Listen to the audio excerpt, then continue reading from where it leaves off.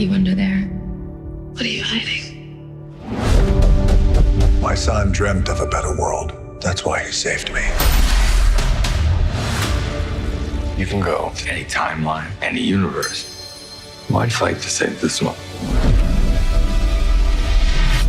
What could be greater than a king?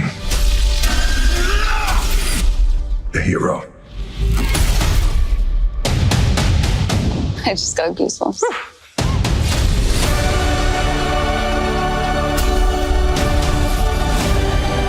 If we don't stand up, no one will. Come with us. There's a glorious world out there waiting for you.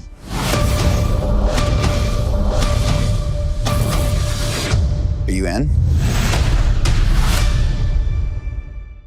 Welcome, everyone, to Beyond the Crucible, the podcast that dares to talk about setback and failure, but not so we can commiserate, so we can elevate. I'm Gary Schneeberger, the co-host of the show, and our mission today is to offer you the hope that your crucible experiences, those tragedies and challenges you faced or are facing at this moment, do not define you. They refine you. They did not happen to you. They happened for you. And really, no one I know knows this, I think, better than the host of the show, the founder of Crucible Leadership, and my friend, Warwick Fairfax. Warwick, this is the wrap-up episode, number 9, after 8 episodes of talking about specific films in our series, Lights, Camera, Crucibles. This is going to be really fun for us, I think, and also has some good news you can use for listeners, right? Absolutely. It's been a great series, and it's going to be fun to wrap the series up and just talk about some of the highlights and the lessons. Yeah, I mean, it really has been, and you might be able to tell if you're watching on YouTube or if we do a clip of this, which we probably won't. Go over to YouTube and look, because I'm set. I've got my environment all set up. I got Captain America on, I guess, my left. I've got Spider-Man on my right. So we've got the Avengers with us as we go through this process. What we wanted to do here, listener, as we wrap this series, is to kind of pull together the balloon strings of some of the lessons that we learned en route. As I said, we did 8 episodes in Lights, Camera, Crucibles of 8 movies featuring heroes. Just to run through them, they were superheroes, action heroes, and sports heroes. Let's see if I can recall all 8, Warwick. There was Spider-Man, there was Captain America, they're here. There was Iron Man, there was The Natural, Roy Hobbs, there was Robin Hood, there was Batman, there was Die Hard, John McClane, and there's one more that was 8. I'm missing one that is falling out of my brain. Was that Everybody Got Hoosiers?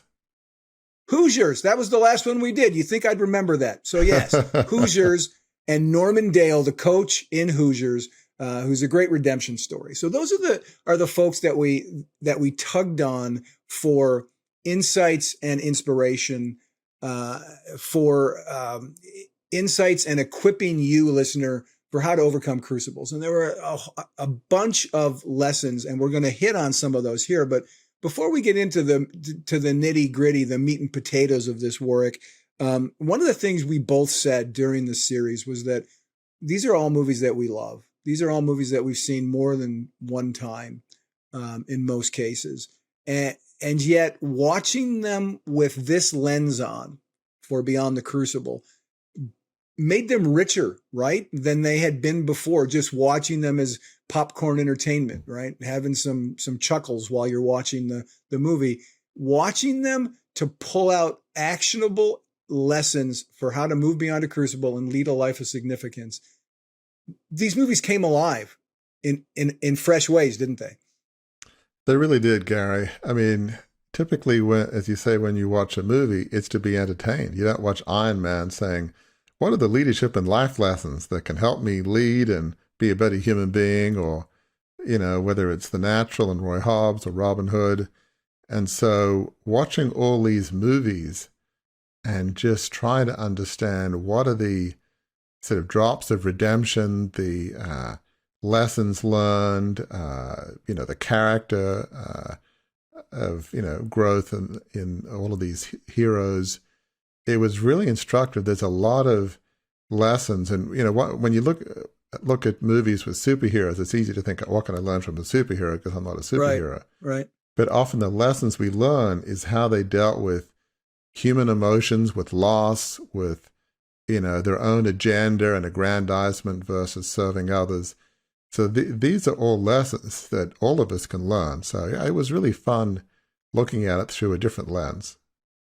Yeah, and it's interesting. One of the things that never came to me until right now when you said that, through any of the 8 episodes that we've done before this one, this wrap-up one, was for superheroes in particular, most of them have quote-unquote secret identities, right? There's what the public knows of them in one sense as the individual and then as the hero. And that's sometimes our stories too, right? We have inner lives that maybe other people don't know about. And that can be in itself a challenge to navigate as we're walking through a crucible. People expect perhaps we're going to react in a certain way because they don't quite know our secret identity. What's roiling around in our heart. Is that fair that sometimes what makes crucibles difficult is that what we project to the world may not be how we're living inside?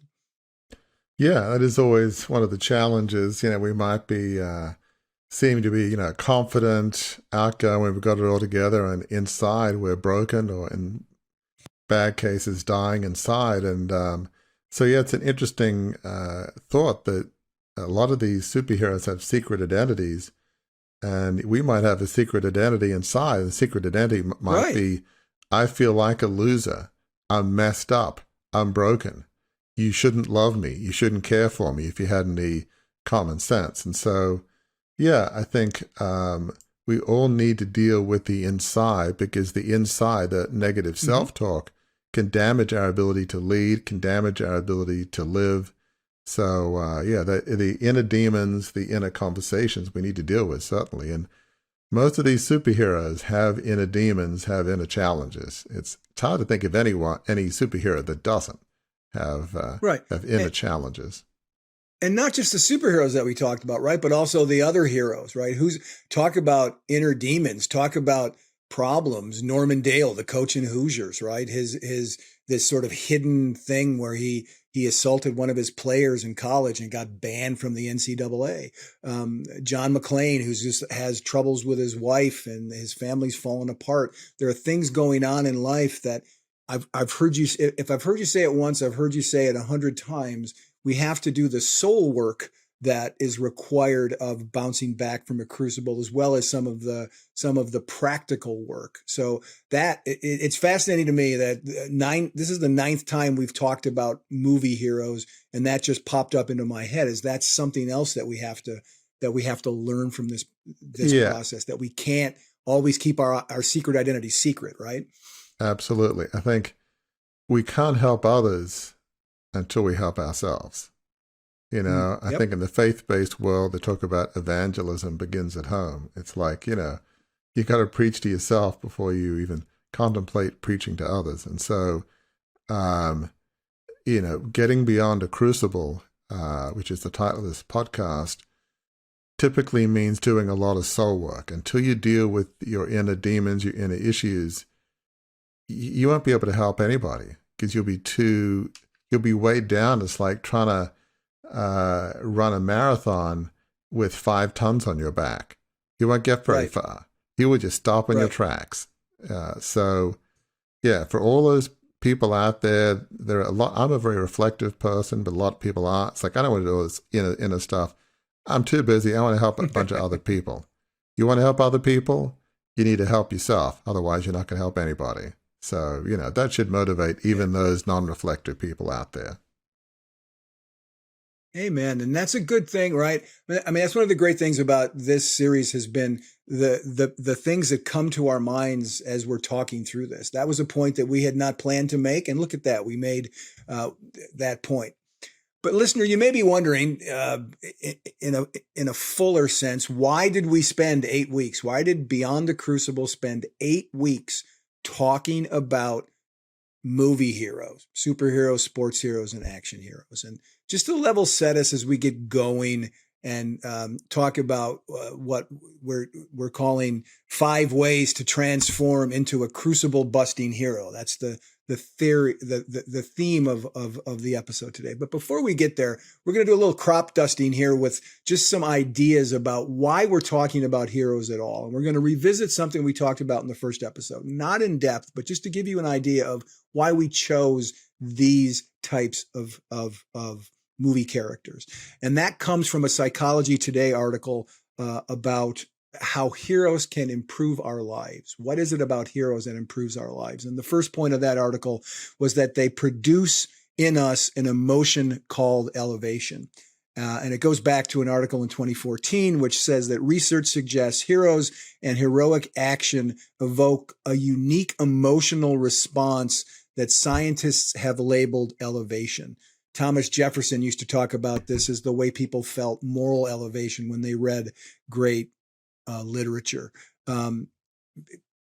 How do heroes elevate us in that sense, Warwick? How do you think that plays out? I think heroes, they kind of sweep us along in this sort of tide of, I don't know if it's euphoria or encouragement. They really just lift us up. They kind of inspire us. They make us think, that's who I want to be, that kind of save the day, help people. They appeal to our better angels. Whether, you've obviously got Spider-Man who, rescues Mary Jane as he defeats the Green Goblin.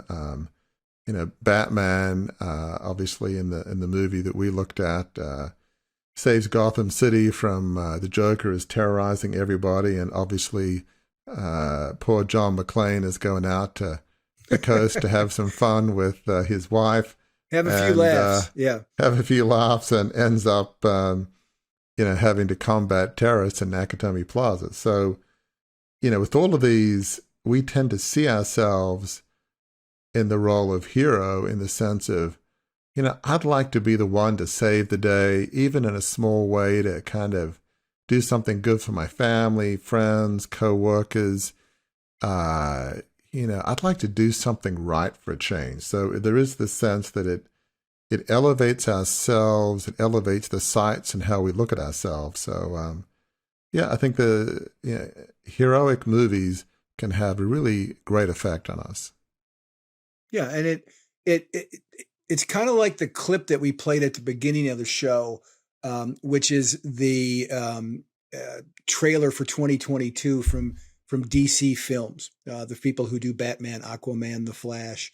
This idea that the world needs heroes, right? There's a sense of awe when you encounter heroes, when you see what heroes do, that just can't help make you feel elevated, can't help but make you stand up and cheer. And that's an important thing for us, especially as we're battling a crucible, is to just have this sense of having your spirits lifted.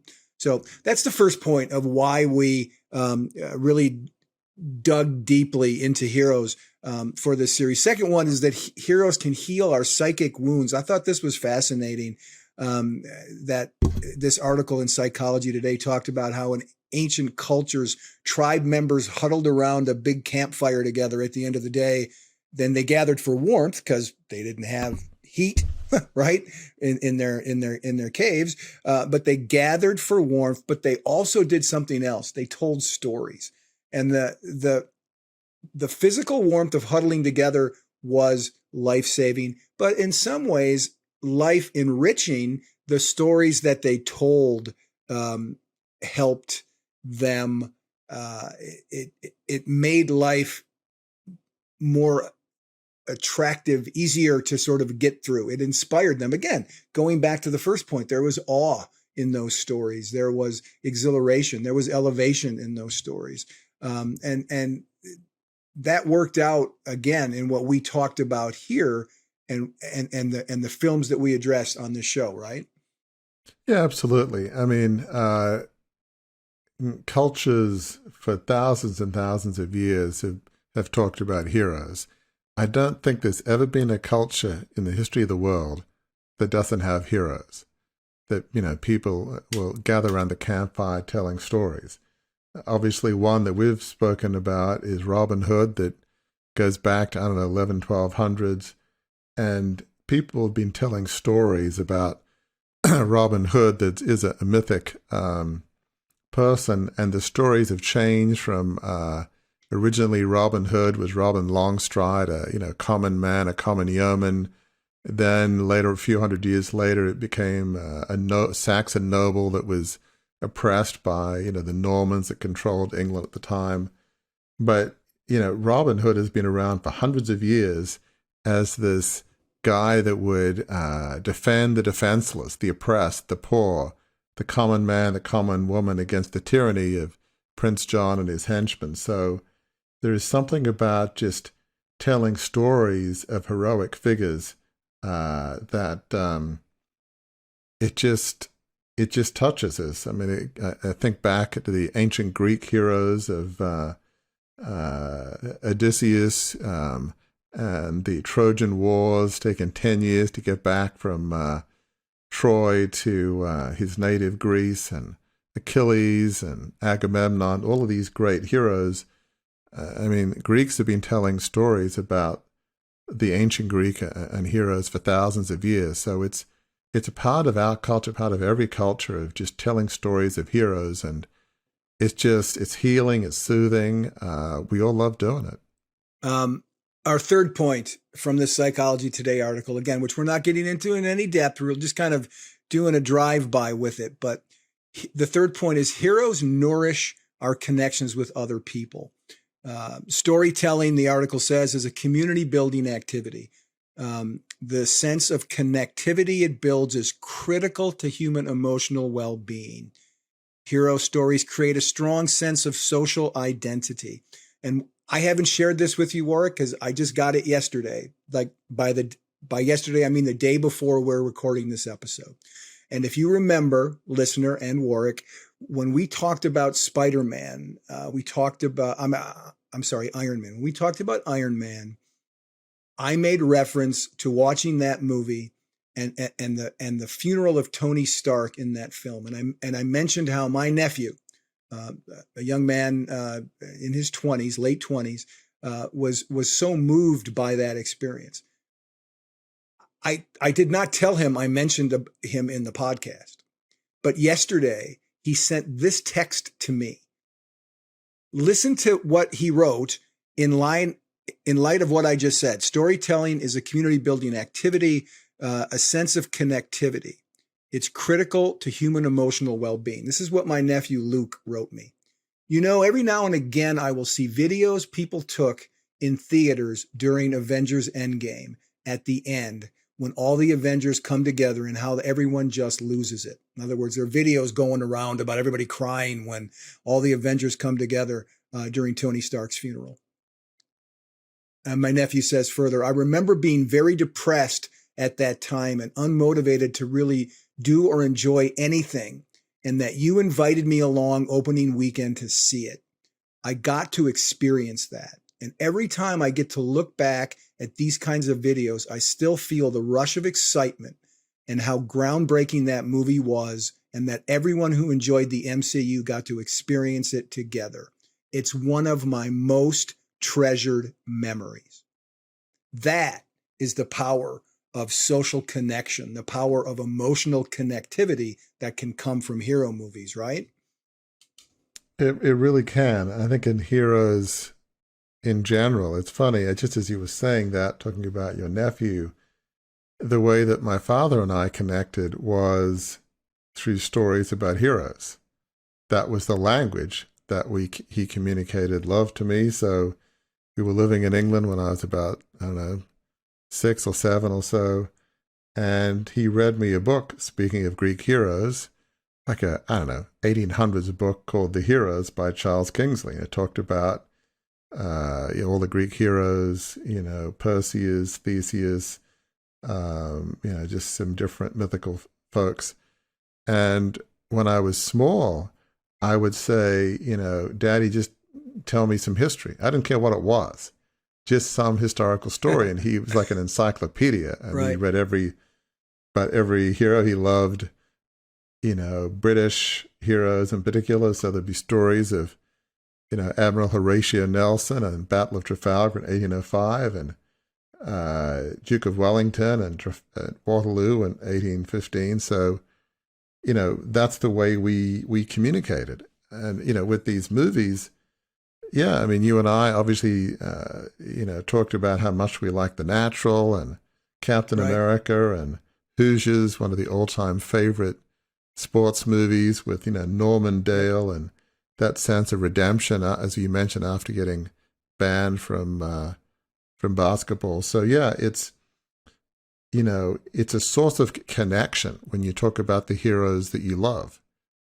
It's a way of creating, bonds between father and son, mother and daughter, just brothers, sisters. It's a point of connection.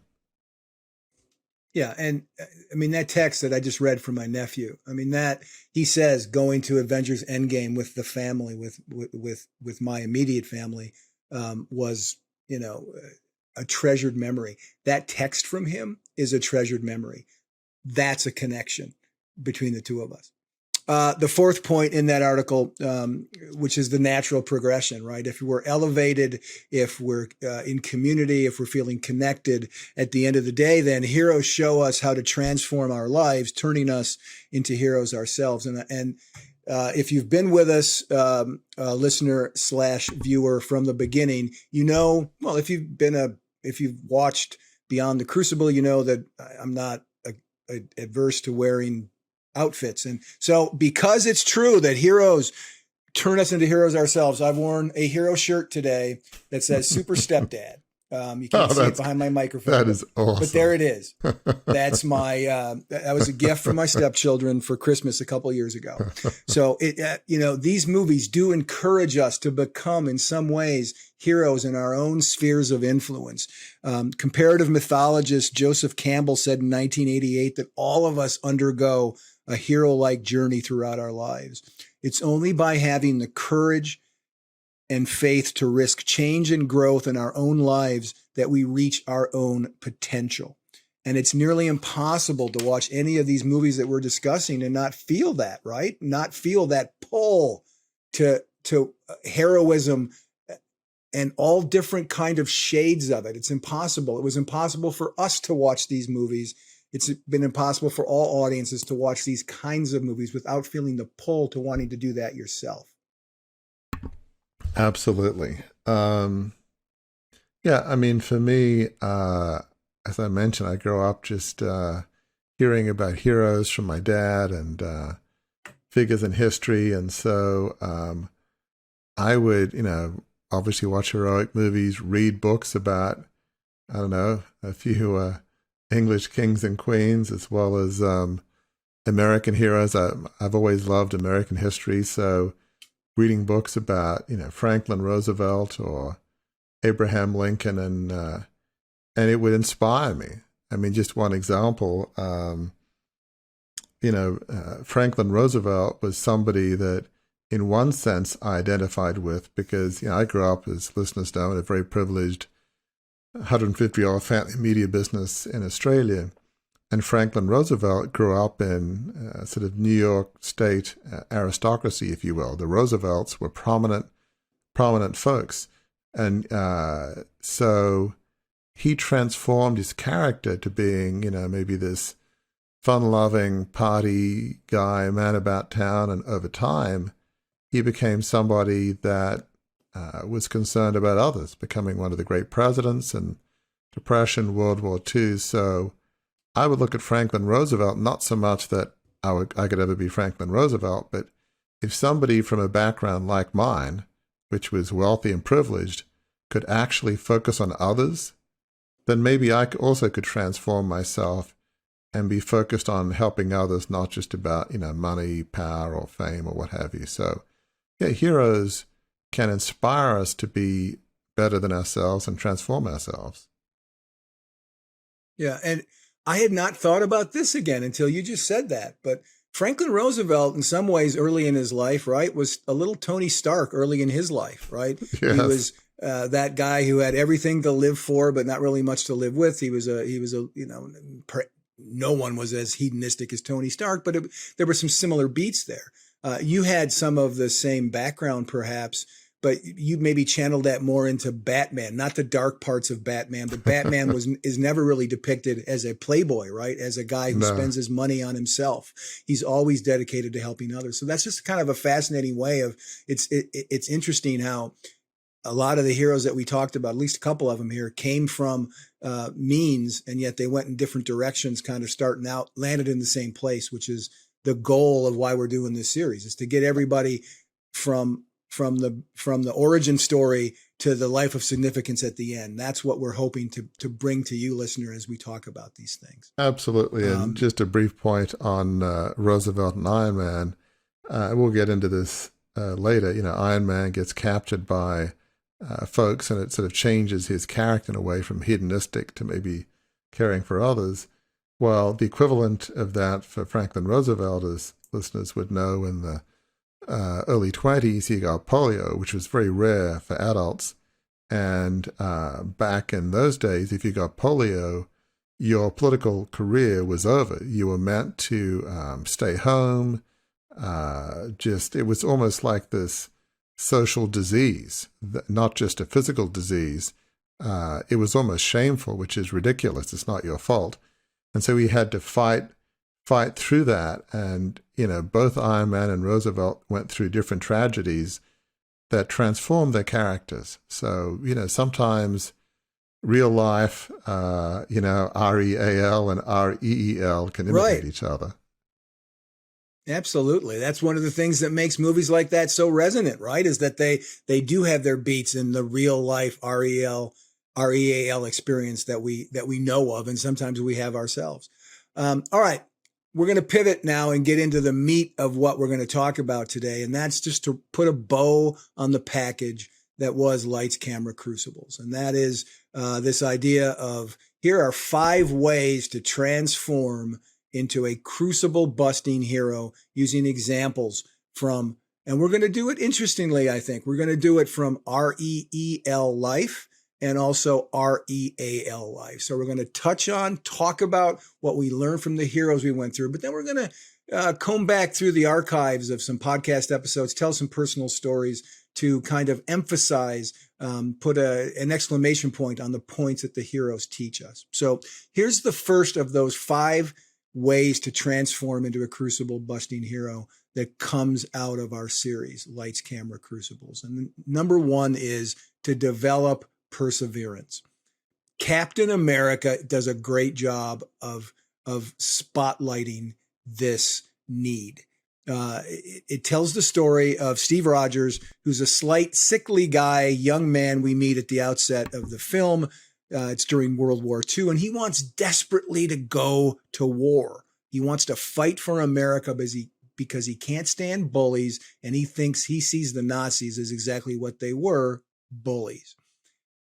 But he gets turned down because he is so small and he is so sickly.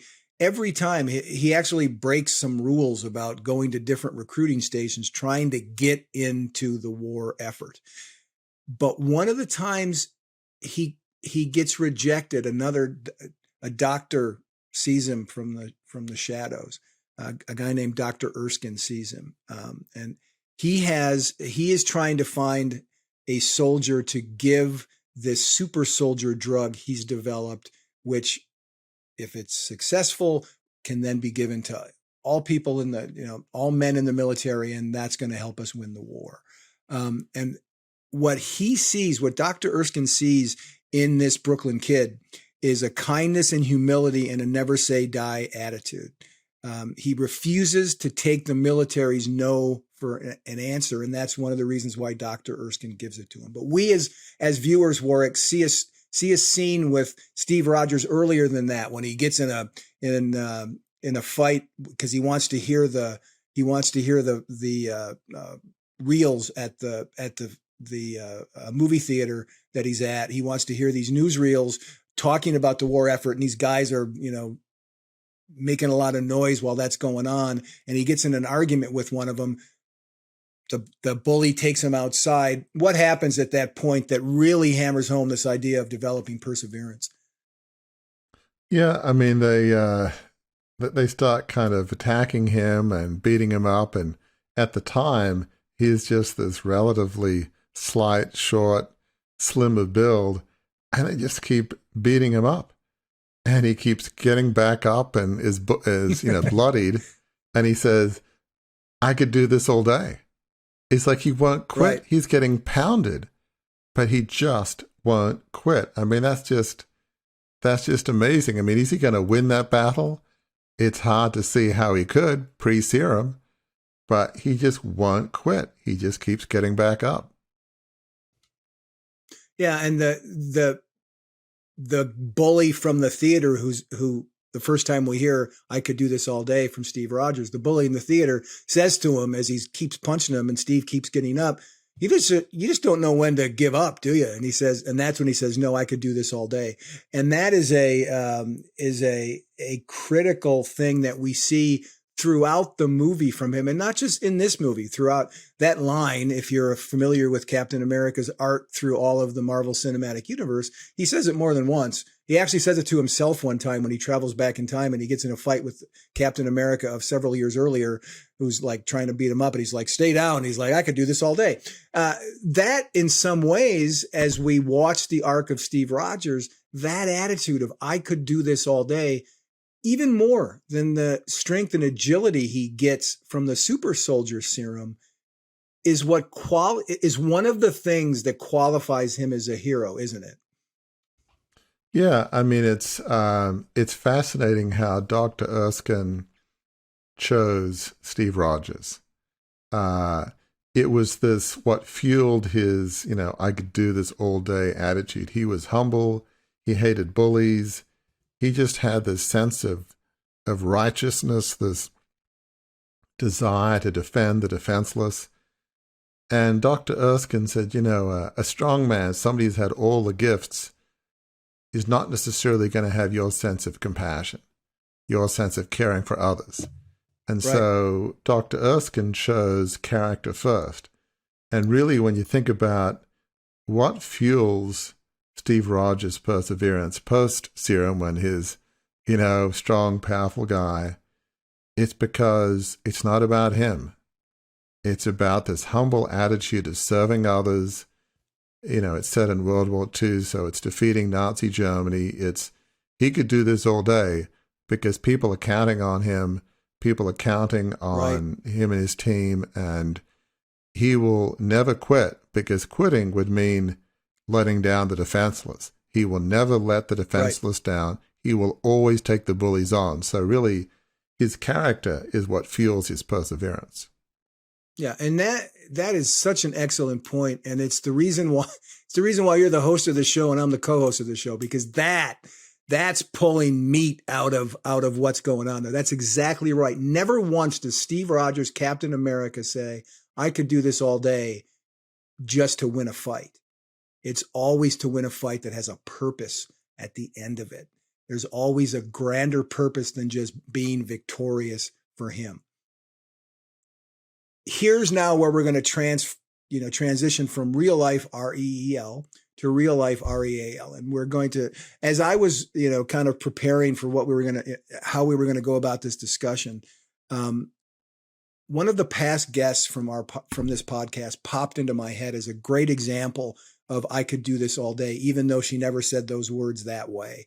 And that guest was Lucy Westlake, a young young woman who's 17 at the time we talked to her, who we featured in our Harnessing Resilience series. And she already holds a world record. She's the youngest female to ever scale the highest peaks in every U.S. state. Think about that. She climbed mountains that sometimes stretch more than 20,000 feet into the sky. And to do that, you've got to have kind of a purpose and a vision, and you've got to be able to deal with some setbacks. In fact, Lucy Westlake encountered some crucibles and some setbacks, and she needed to muster in her own way this idea of I could do this all day, didn't she? Absolutely. I mean, here she is, desiring to climb all the peaks the peaks in all 50 states. And one of the hardest is Denali in Alaska. And at age 13, she went to climb that, and I think with her dad at the time, and she didn't make it. The wind was just massive. It was, it was a lot tougher, the weather than she had hoped, and she would not do it. And it was 4 years before she was able to successfully climb it, which, was age 17, which was relatively, relatively recent. But, she has this phrase that's, I guess, the equivalent of Steve Rogers, I could do this all day. And she says, failure is inevitable.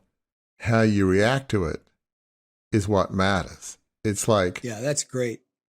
She did not give up. It's like, okay, you're going to fail. Sometimes the weather is horrendous. And what are you going to do? It happens. Try again. Don't give up. And maybe it will be several years later, but, she was not defeated by that defeat, if you will. It was a temporary setback, not a defining defeat, and she was not going to give up. It's, for somebody so young, it is just it's so inspiring. Right. And again, what she was after was not just personal aggrandizement. She had a goal, a vision, a mission to accomplish this thing, to prove to herself that she could do it. And so the takeaway here, listener, from both Steve Rogers, Captain America, and Lucy Westlake is this idea of perseverance, of I could do this all day. This idea that failure is inevitable. How you react to it is what matters. That's what Warwick tries to, he talks about in his book, Crucible Leadership. It's what this podcast is built around, this idea that failures and setbacks don't define you. They're not the end of your story. They can be the beginning of your story. And Steve Rogers getting beaten up in an alley was the beginning of his story, of his life of significance. And Lucy Westlake not getting to the top of Denali at 13 was just a midpoint in her story that has then moved on to world record status. Pretty impressive, right? Absolutely. And, while we're speaking of Lucy Westlake, I'm reminded of Lisa Blair. And she was the Australian woman that we had on the podcast who sailed around Antarctica. She wanted to be the first woman to sail around Antarctica and, break the record for the fastest trip around. And what's interesting is she did do that, but she was trying to do it uninterrupted. And at one point, I think a mast fell and she had to go north out of the lane, so to speak, that was going around, Antarctica and head to Cape Town, South Africa for repairs. And what's interesting is, a few years later, I think it might have been even earlier this year, she finally completed it. And she has this great phrase, which is, failure is not trying. It's very similar to Lucy Westlake's, failure is inevitable, how you react to it is what matters. It's very similar notions. And what's remarkable about Lisa Blair, as she puts it, is she is not particularly tall, not particularly athletic, and this is her perspective. She would say she's an every woman. She'd say, there's nothing special about me. I'm just like any other woman. But what's special about her and what's special about Lucy Westlake is their character, their perseverance, they never say die. That's their superpower. It's not physical or any other particular attribute, physical attribute anyway. It's more internal. It's that sense of never say die. Failure is not trying. You've just got to keep going.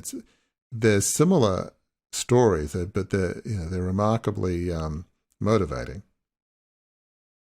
And when you say that, Warwick, what that triggers in my mind, go back to the Captain America episode. What impressed you so much about his fight, Captain America's fight with the Red Skull, who also had received that serum, and it made bad worse It made him evil.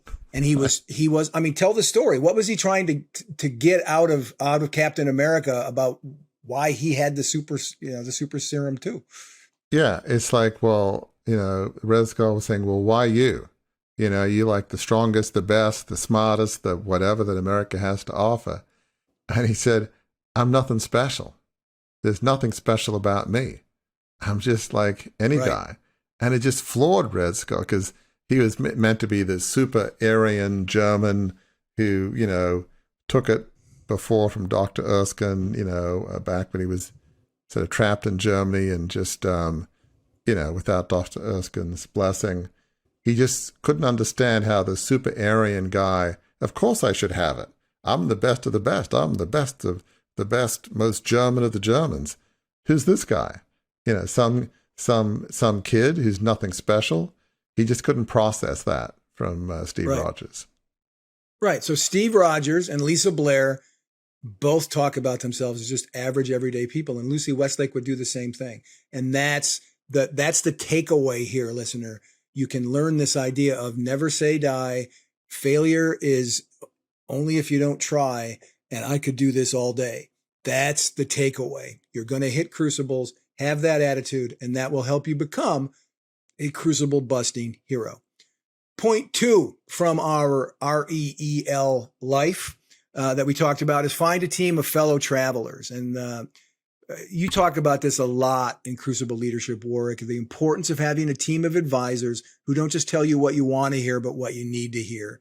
And early on in Iron Man, when Tony Stark is sort of depicted, his backstory is depicted, Tony Stark doesn't have a whole lot of fellow travelers who are anything more than admirers. There are not a lot of people speaking truth into his life. But then he's attacked while demonstrating some of his weapons in Afghanistan. He's a weapons manufacturer. Some of his missiles get fired upon where he's at. He suffers a very traumatic injury, and his life is saved while he's in captivity by another man who's in captivity, a fellow scientist named Ho Yinsen. Puts a magnet in his chest to keep the shrapnel from going in his chest. But Ho Yinsen does a lot more than that for Tony. Does a lot more than just save Tony Stark's life. He actually makes it worth saving. How does he do that? Yeah, he saves his life physically, but he saves his life spiritually, emotionally. In a sense, he saves his soul. And he does what maybe nobody has done before to Tony Stark. Yet, he's in captivity. He's in a dark, vulnerable place. Maybe he's in a place where he would listen, as opposed to before. He's going to parties, drinking, gambling, driving fast cars. It's all about, hey, I'm making money out of weapons. Who cares? Right. It's all about me. He's about, when you think of superheroes, it's hard to think of anybody more narcissistic than a pre, captivity Tony Stark. He gets the gold medal for narcissist, I think. Yep. And so, Ho Yinsen, who his fellow prisoner, says, basically you can be more than this. Is this all you're going to be, just making weapons and, Mr. Party Guy? It's like, is this what you want your legacy to be? Is this what you want your life to be? You could be, you could be so much more than this. You could use your money for so much more. He just really puts a knife in his soul. I mean, yes, he's got this new heart from technology, but in a sense, not only does he give him a heart transplant with technology, he gives him a soul transplant. He just puts a knife into his soul, and it doesn't make Tony Stark a perfect altruistic human being, but he makes a significant change in his character from that moment. And he begins to realize, I'm using all my technological engineering brilliance to make weapons that, in some cases are coming back to kill Americans because it's hard to control where weapons end up. Right. And, maybe I should use technology to save the planet, to make the world a better place. So that fellow traveler, that speaking truth to power, took a lot of courage, and it changed his life and, in a sense, helped redeem his soul. Yeah, and it changed the trajectory of of what he was able to do. In other words, his vision changed, right? We talk a lot about vision here at Beyond the Crucible and Crucible Leadership. And his vision changed from really having no vision, but living day by day. Ho Yinsen says to him at one point, you have a lot to live with, but nothing to live for. And what he discovers as he has a team of fellow travelers, and Ho Yinsen being the first one of those, Pepper Potts, his assistant, who he kind of loves, but he learns how to love as the movie goes on. And certainly as the arc of Tony Stark's story throughout all 9 movies he appears in the Marvel Cinematic Universe, he develops that. But you're absolutely right. He's not perfect. And listener, as you listen to this, my guess is you're not perfect and don't think you're perfect either. I know I'm not perfect. Warwick would say he's not perfect, I think, right? Absolutely. I think one of the things what it's saying is, it's fine to aspire, maybe not to superhero, physical attributes, but maybe to have, like the character of Steve Rogers, the perseverance, the humility of him, or, as we're talking about Tony Stark, to use your qualifications, your attributes to serve others, but none of us are going to have superhero level characters. There's always it's a journey. We can aspire, but we're all going to fail. Well, it's not a matter of, to quote Lisa Blair, we're going to fail in our characters. Fail it's not failing. It's, are you going to get back up and try again? Are you going to keep going? Or are you going to let one bad mistake define you? And so that's really the journey of character. Is we're never going to be superheroic in character, but we can aspire to keep getting better and moving forward and not letting one bad day define us. And that's one of the reasons why at this point, find a team of fellow travelers is so important to us as we move on our journeys, is when we feel like we can't go on, when we feel like we're not worthy of going on, those fellow travelers can speak encouragement to us. They can remind us of things that we've done well. They can offer their perspective on maybe some things we should try. And as we talk about this, Warwick, it brings to mind for me a key point that we make in and take, get your pens out, listeners, because you'll want to know more about this. It brings to mind what we're going to debut soon, and that is an e-course called Discover Your Second Act Significance. And it's all about facing that tough question that comes to many of us when we consider our life and career. That question is this all there is? When we reach that moment, is this all there is? I feel stuck. I feel like life could be more. I feel like I should be doing something different. We all come to that point at some time. This e-course is going to drill down deeply and to help people who take it learn how to do that, how to answer that "is this all there is" question, identify it, answer it, and then chart a course moving forward. And it will guide you, truly, this course will guide you on a journey of discovery to awaken your passion, to craft a vision rooted in your talents, and unleash a more fulfilling life that leaves a legacy you'll be proud of. More details to come very soon, but you won't want to miss it. So stay tuned. And in that e-course, Warwick, one of the things that you say, and you talk at some length about it, is your own fellow traveler's journey of moving beyond your crucible and charting a course to a life of significance, right? This was not, a life of significance is a team sport, you discovered, right? Absolutely. As we're doing the e-course and reflecting on this, I think there's really 2 types of fellow travelers. You want those who encourage you and at times be truth tellers. We need people who will do both. There are times when we need to be picked up and saying, you know what, your worst day doesn't define you. I believe in you. I'm with you. It could be a spouse, a friend, a coworker. And it may be, you know what, you're better than that mistake. You kind of left the trail, you left the mission. Right. And so encouragement and truth, 2 sides of the same coin. But then there's another type of fellow traveler, which is those who complement you. By that I mean that they have attributes and skills that you don't have. Compliment in that sense of the word, not in terms of flattery.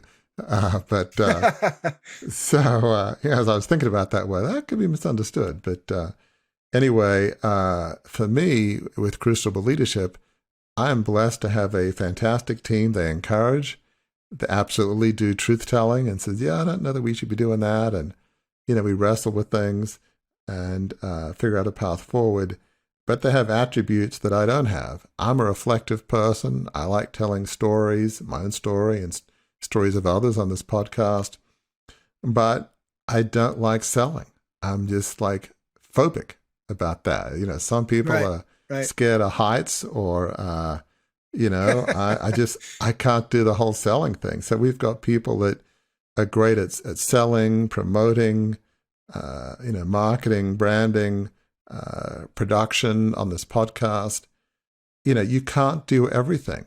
There's a few things I like to think I'm actually pretty, if not very good at. But there's many things I am both bad at and just don't like doing. And there are always reasons, but I think none of us have all the gifts and all the experiences to do everything. We just don't. So a smart man or woman realizes their own limitations and their own phobias. We all have them. And say, okay, some of these things I'm going to overcome, some I may not overcome.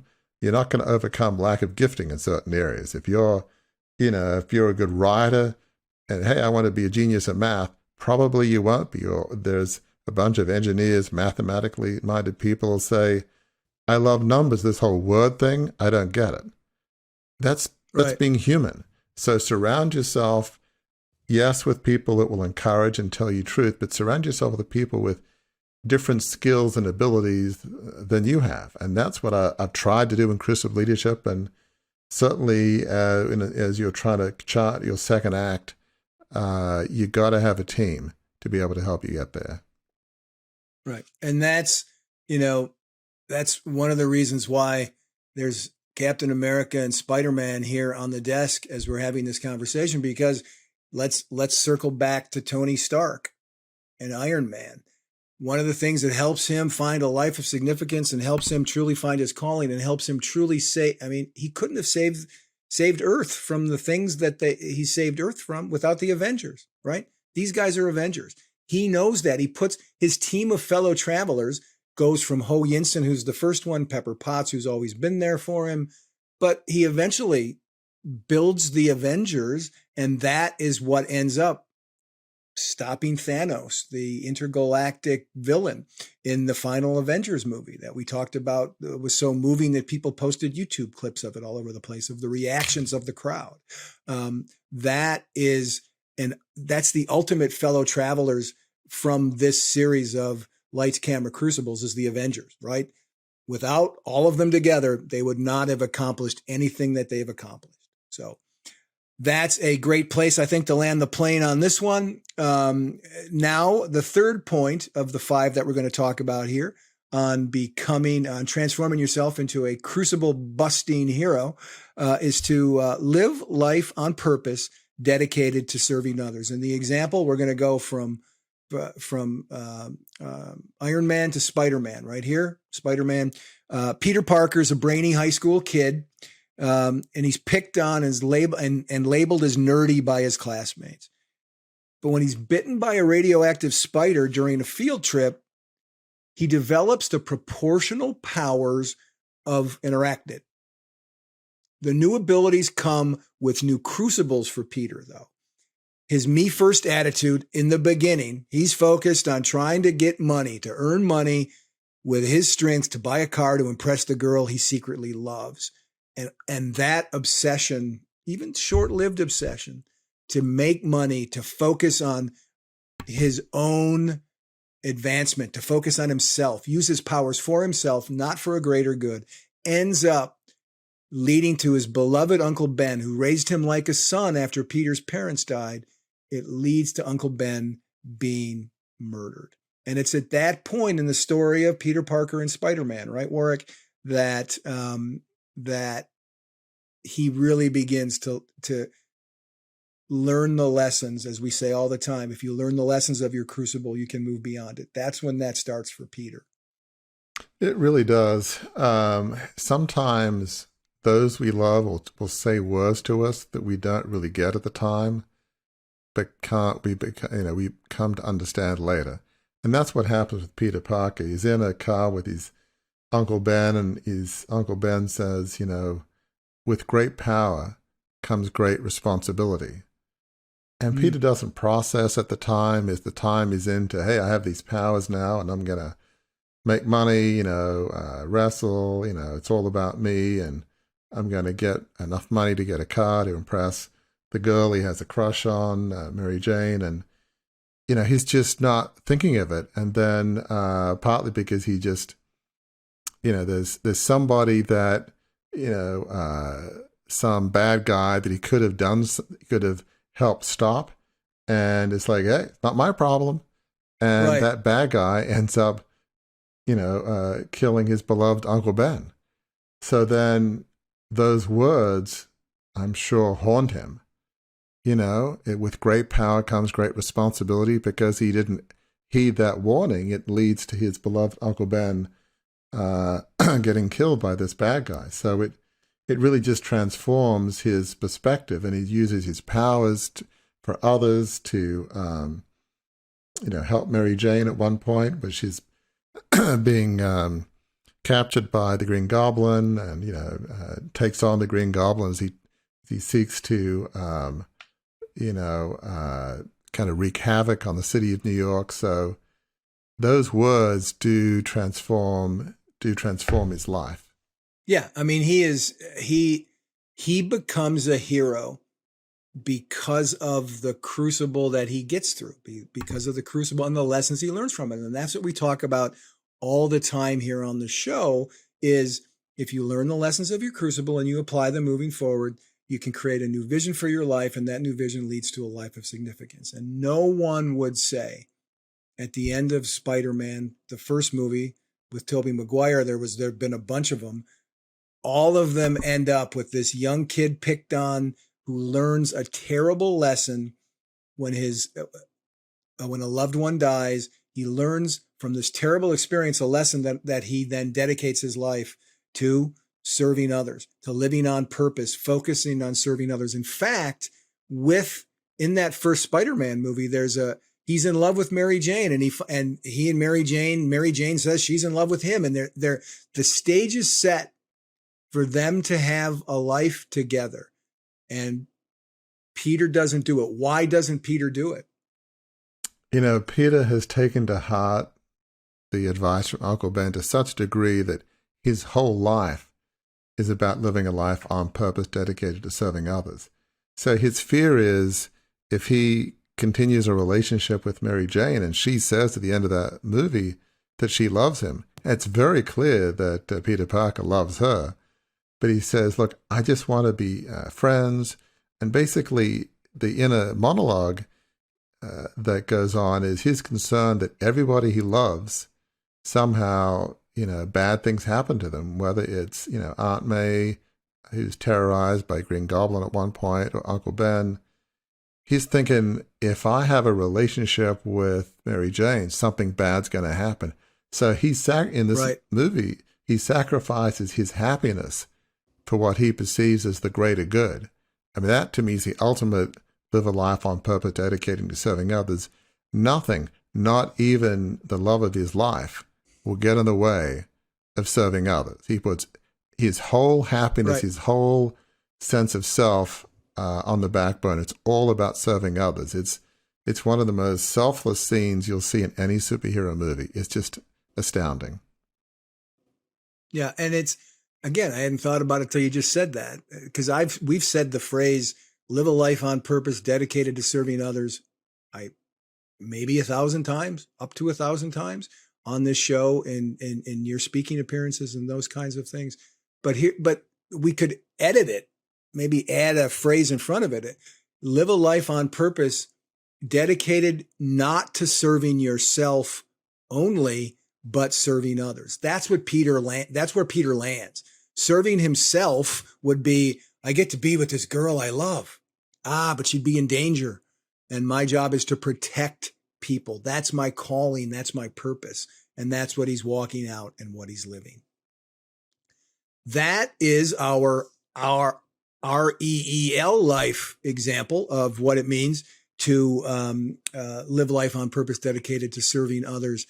We also had in a previous series that we did, Warwick, a guest that it's funny when we have team meetings from your team of fellow travelers in Crucible leadership, her name comes up all the time. She really has made an impact. And that is Nancy Volpe Behringer, who we featured in our series, Second Act Significance.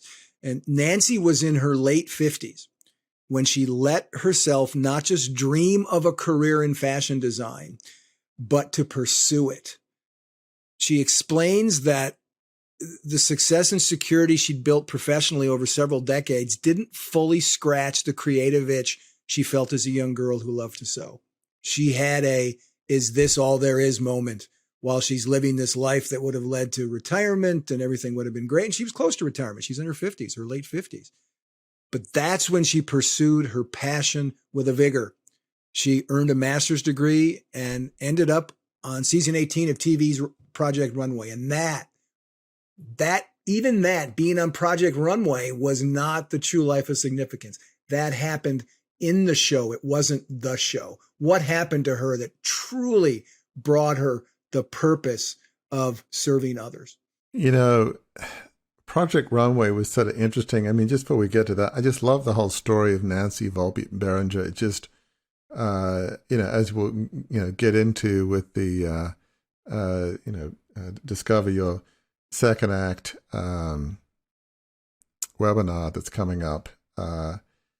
She's a remarkable person because she had the successful career in a New Jersey teachers organization, and she had the courage to say, I'm doing great, I'm getting paid well, but what would I do if I was my younger self? And it's like, I'd go into fashion. I mean, to do that in your late 50s is remarkable. There aren't too many folks in their late 50s in fashion design school. That takes courage. But she said she was the only one there. Right. Yeah, she did it. And so, at a second attempt, she gets on Project Runway. And one of the things they do is that sort of at random, they give you these challenges. Well, the challenge she was given was to create fashion for those who had disabilities. So it could be, paraplegic, quadriplegics, people that, lost limbs. Now, her fellow competitors, they were breathing a sigh of relief, dodged a bullet. Phew, I'm glad I didn't get that one, because that would be tough. Right. But it just shows Nancy Volpe Behringer's character. She was like, yay, this is awesome. I'm so glad I got that. And so, yes, she designs, high fashion couture for, a lot of different folks, but she has a special design passion to design fashion for those who are disabled and haven't historically had access to fashion. So that just shows her sense of passion to serve others. It's not just about her own fame and fortune. Oh, look at me, I'm a top fashion designer. She's focused on helping others.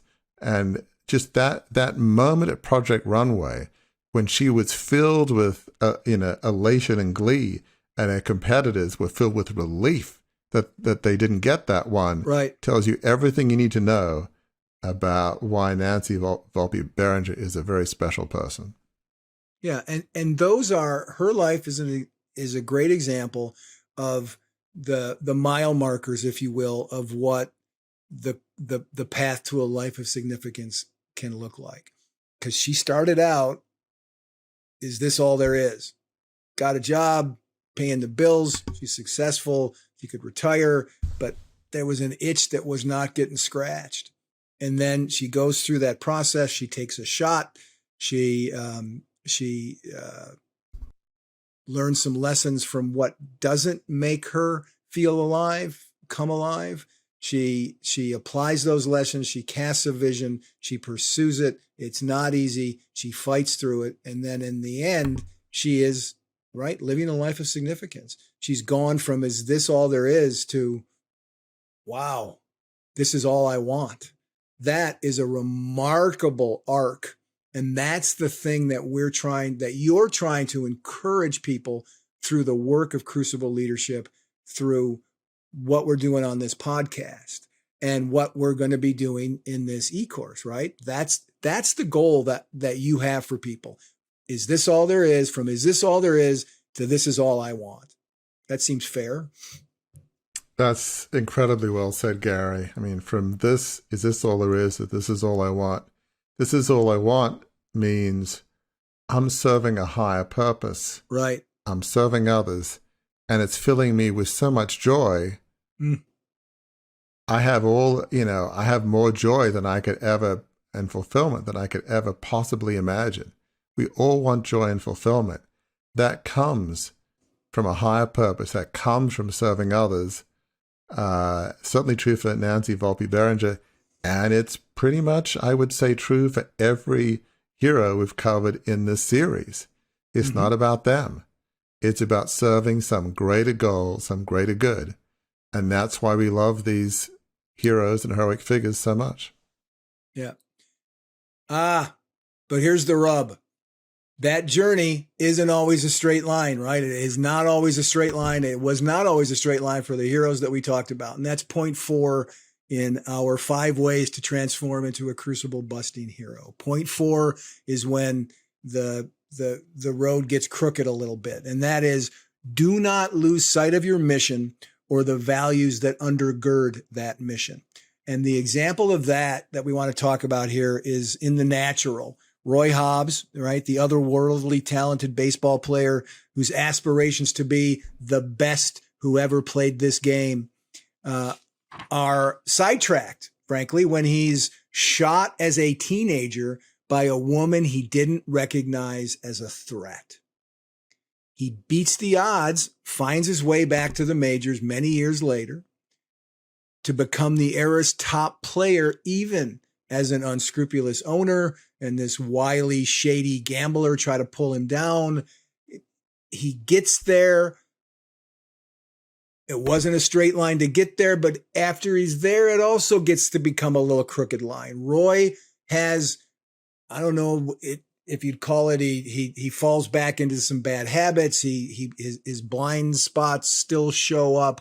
There's something that happens to Roy Hobbs, even after he's achieved success on the baseball field, when he finally got there, that keeps him for a while from his life of significance, right? Absolutely. I mean, in some sense, Roy Hobbs is a troubled soul. There's a phrase the ancient Greeks used, who the gods would first curse, they first raise up. Sometimes, when you're a young baseball player in this case, and he believes he could be the best there ever was, and that's no idle boast. His ability to pitch and bat was as good, maybe better than anybody. He's not a Steve Rogers. He struck out the Babe Ruth character, right? He struck out the Whammer. Yeah, exactly. Steve Rogers doesn't grow up thinking, I could be the best there ever was. Me, no, I'm like, short and slight of build. He's not thinking that. But Roy Hobbs is.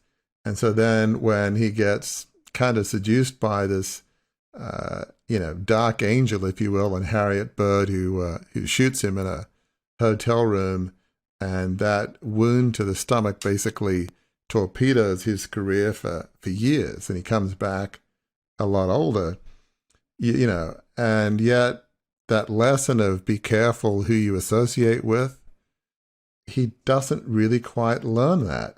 Right. And, along comes, this gambler's Moll, Memo Paris, and, she just, again, seduces him. And when he's with her, his batting average goes to the floor. She's just like a one-person wrecking ball to his baseball game, Right. It's, talk about back to Greek heroes, Achilles. He is his Achilles heel, if you will, Right. Yep.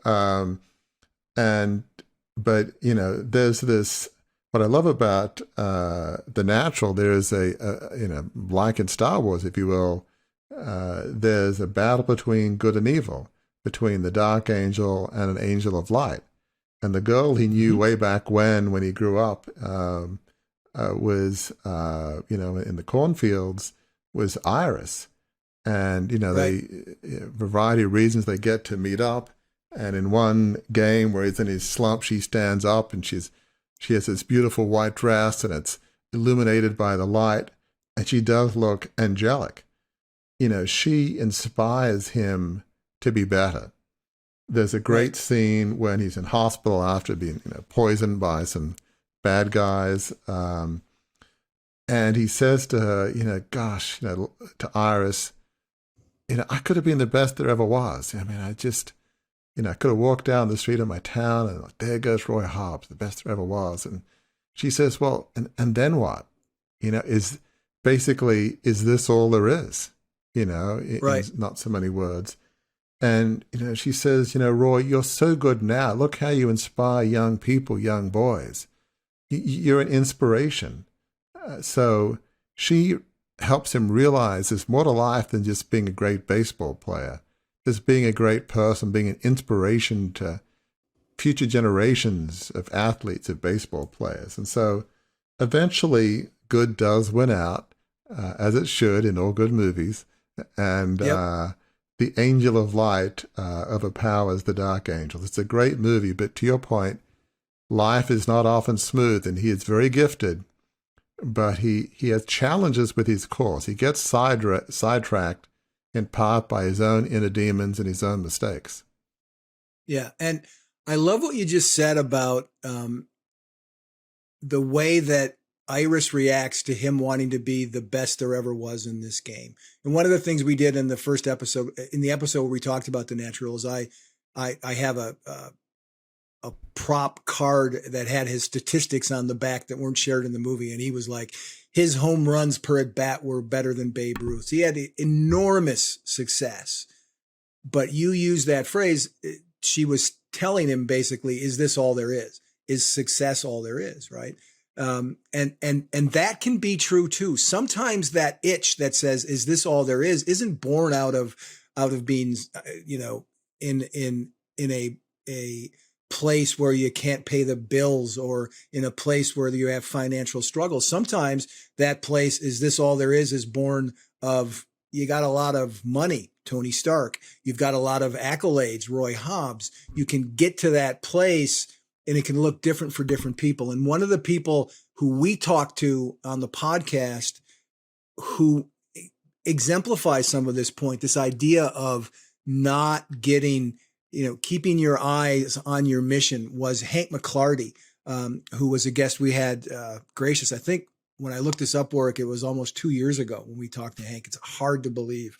But he was, in his own words, an intense goal setter from the third grade. And he achieved most of what he set his mind to, like Roy Hobbs once he got, right? Very much like Roy Hobbs. He got a scholarship to Auburn, Hank Mcclarty did. He built a financial services career at prestigious firms, got recognition and wealth as one of the youngest and best in his industry. But then something happened that got him sidetracked, got him off his mission. What was that? It's very similar to Roy Hobbs. He was drinking the Hank Kool-Aid, as he puts it. He was hitting the numbers out of the park as a financial advisor. He was doing fantastic. And somebody said to him, hey, why don't you jump ship? Come to my firm. I'll make you a partner. He'd throw all sorts of stuff at him, but he couldn't resist. Well, no sooner than he joined the firm, I think the company went under before he almost joined it. But, before he could start. Right. But he burned all his bridges, at the previous firm. Yeah, I'm leaving, and and so he was at a point where he threw everything he had into this new firm. It went bust. And so he was humiliated. At one point, he was living in a hotel for, I think, a couple of years with his two boys, just requiring the free breakfast at the hotel to get by. He was humiliated. The successful guy that was, young, the golden boy. he'd he'd lost his cape. It was tarnished. I think there was an episode of the Spider-Man franchise when he gets like covered in some black goo and he becomes not the Spider-Man we know and love. There was a bit of a war for his soul. Well, it was a bit like Hank Mcclarty here. He got some black stuff on him, and he was not the person he wanted to be. But so he really had to dig down deep and say, what kind of person did he want to be for his boys, for his family? And so he did recast his vision from success to significance. So the company has now gratis capital. Yes, absolutely. It's focused on helping its clients in this financial advisory firm be successful. But he's got these principles of gratitude and humility. He no longer sees himself as the golden boy, as, almost like Wayne Gretzky, the great one. He doesn't really view himself that way anymore. He has this humility to focus on others, listen to his team, and he really wants it to be a place where his team loves to work. It's not just about him. Right. He wants to serve clients, but he wants to serve his fellow coworkers. So he was really transformed by that crucible, if you will, to focus more on others and really dig deep out into what values do I really believe. So he's a great example of digging down deep and focusing on your values. Yeah, and that is the key part I want to emphasize for the listener here is that you call it all the time, Warwick, mission drift. I hear you say it all the time when we talk to beware of mission drift, of losing sight of your North Star as you're traveling. Roy Hobbs did it. Hank Mcclarty did it. The good news, you can find your way back. Hank's kids helped him do that. In The Natural, Iris helped Roy Hobbs do that. Again, the importance of fellow travelers, the importance of those people who will support, encourage, goad, exhort, sometimes correct you. That is critical to continuing to walk on this road to a life of significance, especially when there are detours to it, I think. All right, we're to point 5 in the 5 ways to transform into a crucible busting hero. And this is my favorite one, I think, probably because I'm a little goofy myself. And the guy that we're going to talk about here in this point is keep your sense of humor. It's important through all of this to keep your sense of humor. We've all heard the phrase, laughter is the best medicine. This is true even and especially when the sickness we're fighting is moving beyond a crucible. In Die Hard, John McClane is a cop who finds himself doing battle all by himself with a group of terrorists that seize the office building where his wife Holly works. But even as life-threatening crucibles pile up, and we talked about this in the episode, I mean, it's like a tennis machine firing balls at John McClane all the time. Crucible, crucible, crucible, crucible. Even as those things piled up, he never takes himself too seriously, does he? No, he doesn't. It's kind of funny. It's a wonderful movie. He's in this crazy situation that he's going out to Los Angeles. He's kind of separated, it would seem like, from his wife. Holly is a New York cop. He's going out to L.A., and he's just going for Christmas. And he's going to this Christmas party at Nakatomi Plaza in L.A., and he's not thinking he's going to be fighting bad guys. He's not thinking, as cops say, I'm on the job. He's like, no. And all these things keep happening. And he's like, seriously, like he's, in one scene, he's navigating himself with a, Zippo lighter in these air ducts. And he kind of quips, thinking of Holly as his wife, as she says to him, come out to the coast, we'll get together, we'll have a few laughs. And he's sort of laughing and grimacing, and he's got no shoes on, he's getting shot at, and he's sweating, and it's like, in this claustrophobic air vent. And, later on, he takes on, Hans, this terrorist guy with his gang of bad guys who were holding hostages. And, he takes one of the bad guys out, plops him, I think, on a chair, goes down an elevator. And, when the elevator opens, it's on the shirt, it says, "Now I have a machine gun. Ho, ho, ho." It's like, Right. He just has this, he tried to keep a sense of humor, which I think one of the points that we need, the reason we're raising this is when everything is falling apart around you, sometimes laughing helps clear your head and keeps your focus. Because if John McClane doesn't keep his focus, people are going to die. Right. The terrorists could well take out the innocent hostages. So, by laughing, it just cleans his head and helps him keep going on. And he certainly needs a lot of perseverance. But there are some incredibly funny lines, but it's humor for a purpose.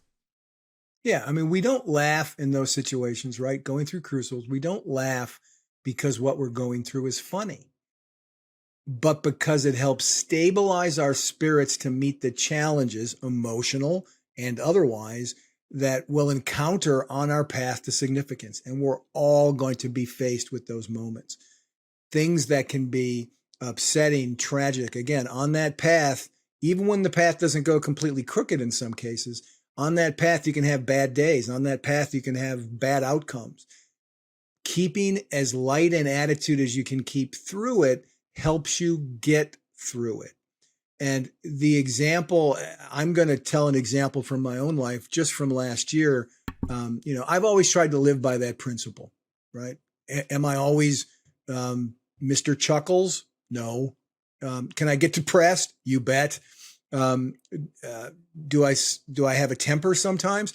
If anybody else in the house here were home right now, I would bring them out to testify. Yes, I can. They would testify to that. But I also endeavor to find humor to take the edge off of painful, frustrating, challenging situations and circumstances. Again, not because they're funny, but because it lets the air out of the tension that builds, out of the pain that builds sometimes. And the example I'm going to use, my dad died last year at age 93, and I delivered his eulogy. And I titled it 93 Things I Want You to Know About My Dad. And it is brimming with loving recollections of the things he taught me and my siblings and the love and security he provided us with. But I also found some humor in going through some things. Among those 93 points, I'll just give a couple. The second one was, I started out funny. The second one was, he cheated at solitaire. Wait, I'm a public relations professional. Let me frame that properly. He played solitaire by alternate rules. That was one. One was that he himself had a sly and relentless sense of humor. When my sister Dale was battling cancer a decade or so ago, Dean, my brother, got lost driving to the hospital in Milwaukee. He did not want to hear any jokes about it, he made clear when he got there. But Dad could not resist. When the three of us got on the elevator to go get some food, very somber, my dad's daughter, my brother and I's sister is battling cancer. Quiet moment. My dad says very softly and simply when we got on the elevator, he asks Dean, "Need some help finding which button to push?" Because Dean had gotten lost. He was mad. Nobody make fun of me that I got lost. Dad couldn't help break the tension and the pain and the worry we all had with a joke. Just like I couldn't help telling that story when I was eulogizing my father in the midst of all the things that he did that were wonderful. It's just that's an example of what I was going through wasn't funny. What we were going through on that elevator wasn't funny, but you keep your sense of humor so you can keep your sanity, if you will. You can keep your focus, if you will. And Warwick, I know you have through your own Crucible. I've heard you do the same when you've talked about that for sure. Yeah, I mean, growing up in a large family media business, something about money attracts betrayal. As a light attracts, I don't know, moths or something. So there was a time back in my, takeover days, as listeners would know, my $2.25 billion takeover in 1987. There were times in which I almost felt like I had a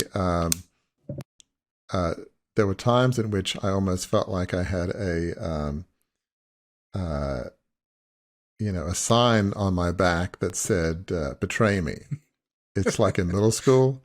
So, people would, advisors, different folks would, let me down, and, I've had, family members, friends, and I would just almost grimace and smile and say to myself, hey, I just, X person, I just forgave you for the last thing you did. Can you just give me a break? I can't catch up. I mean, come on, really? I mean, can you just dole out the betrayal or the terrible things one at a time? Give me a few weeks, few months, but okay, don't do it more than one at a time. Just, come on. I mean, give me a break. So just the sense of, I must have had a note pinned to my back saying, betray me. And can you just, give me a moment? I'm trying to catch up. So, I would use that to sort of grimace and, grin to myself, like, seriously, come on. So by kind of like, I wouldn't say making light of it, but maybe having a wry smile or smirk about it.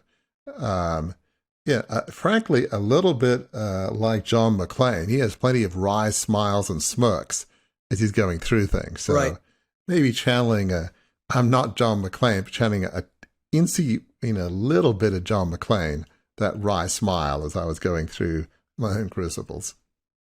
Yeah, and I'm going to let you sort of have the last word, but I have to tell a story now about my own sign hung on my back when I was in, junior high school. Okay, I was a bit of a heavy kid in junior high school, and somebody. So, and it is funny. I'm laughing about it right now because it's creative and funny. Somebody hung a sign on my back that said, kick me, right? The old kick me sign, right? But this was a creative kid. It said, kick me. I'm fat and won't feel it. Oh, no. Which was, was it terrible? Yes. But was it creative? And could I find something in that kept me from, I don't know if it kept me from crying, but kept me from like just giving up, putting my head under the covers and pulling them up. I found something. I met what was brought to me with a spirit of I could do this all day. I can get through this. Failure is not an option as we go forward. So, Warwick, as we've talked about a lot here. We've talked about REEL life from our series, Lights, Camera, Crucibles, and how you can become a crucible busting hero. We've talked from REAL life, real life, some of the guests we've had on the podcast, some of our own stories. What is, I love how you end most of our episodes with guests when you say, what's a message of hope based on the conversation we've just had for listeners? So I'll ask you that question. What's your message of hope that you have for listeners as we wrap up this series, Lights, Camera, Crucibles? I think it's easy as you look at superheroes and heroic figures to think, I'm not Spider-Man, I'm not Roy Hobbs, I'm not, Robin Longstride and Robin Hood, who, in the movie helps take on Prince John, defeat the French.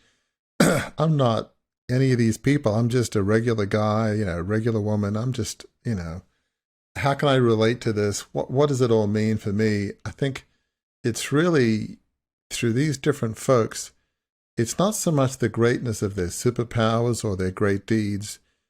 It's the greatness of their character. It's their humility. It's, learning to overcome your mistakes, or Roy Hobbs, learning to overcome your inner demons. If you're Tony Stark, learning it's not all about you. It's about others. Peter Parker realizing it's not about me. It's about serving, a wider purpose, about humanity. It's Steve Rogers. I can do this all day, and it's not about me. It's defending the defenseless against bullies. I think all of us can learn these character lessons about perseverance and humility and purpose and serving others and values and not letting one mistake define us, of failure, is not trying. Failure, we all fail, you just get up and try again. So all of us, whether it's at home, with our families, our businesses, in, whether we lead, as we often say, from, the boardroom to the living room, wherever we are, we can all learn lessons, character lessons from these heroic figures.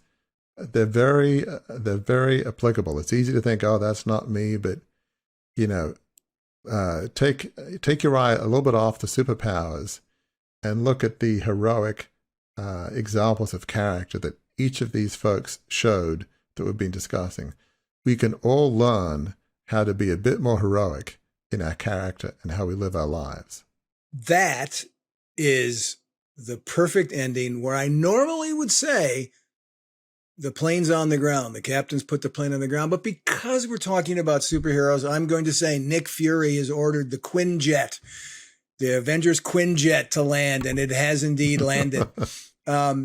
Like we like to do when we do these kind of wrap-up episodes, and certainly dialogue episodes with just me and you, Warwick, I want to leave listeners with a few reflection questions to look at, to ponder as they take your very excellent words that you just wrapped up with, and they move forward. Our hope here is that the episode doesn't end when I say a life of significance in a few minutes. The episode will continue on as you ponder these questions and ponder some of the points that we've raised here today. So reflection question number 1 is, how would you rate your perseverance skills? What can you do to be even better at meeting challenges with an I could do this all day attitude? That's one.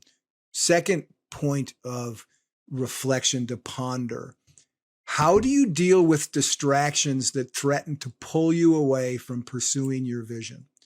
How do you, when the Roy Hobbs distractions come up, the Hank Mcclarty distractions come up, how do you deal with those things? And then maybe how can you deal with them better if you don't deal with them so well?